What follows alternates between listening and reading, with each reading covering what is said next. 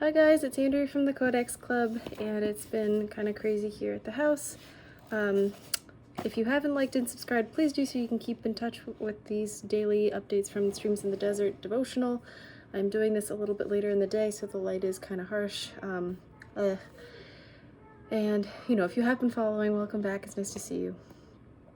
All right, so we are going to read March 19th's passage. Beloved, do not be surprised at the ordeal that has come to test you. You are sharing what Christ suffered, so rejoice in it.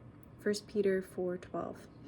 Many a waiting hour was needful to enrich the harp of David, and many a waiting hour in the wilderness will gather for us a psalm of thanksgiving and the voice of melody, to cheer the hearts of fainting ones here below, and to make glad our Father's house on high.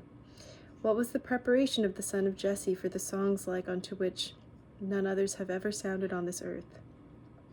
The outrage of the wicked, which brought forth cries for God's help, then, the faint hope in God's goodness blossomed into a song of rejoicing for his mighty deliverances and manifold mercies. I love it!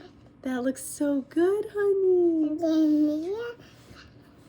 You look so good, hon.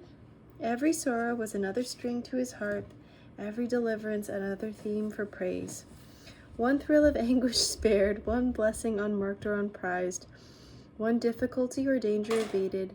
How great would have been our loss in that thrilling psalmody in which God's people today find the expression of their grief or praise.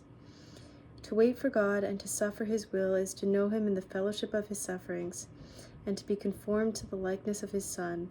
So now, if the vessel is to be enlarged for spiritual understanding, be not affrighted at the wider sphere of suffering that awaits you.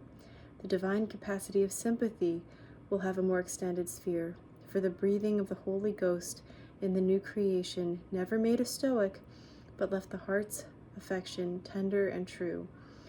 By Anna Shipton. Quote, he tested me ere he entrusted me, end quote. 1 Timothy 1:12, the Ways translation. And the way I take that is, the world could stay small. You could try very hard to not experience any pain or any suffering, but you wouldn't be able to see God's work in action as much. And I do think that the more we go through, the more we're able to see other people's kindness.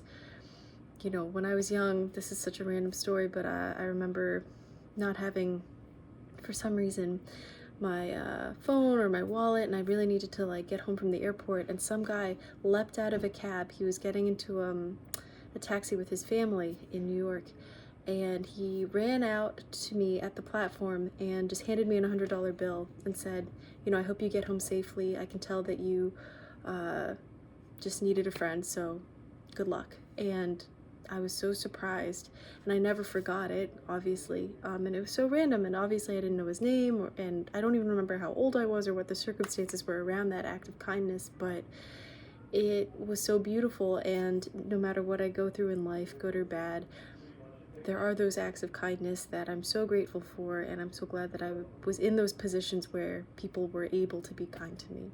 So I hope you have a good rest of the day, and I will see you guys tomorrow.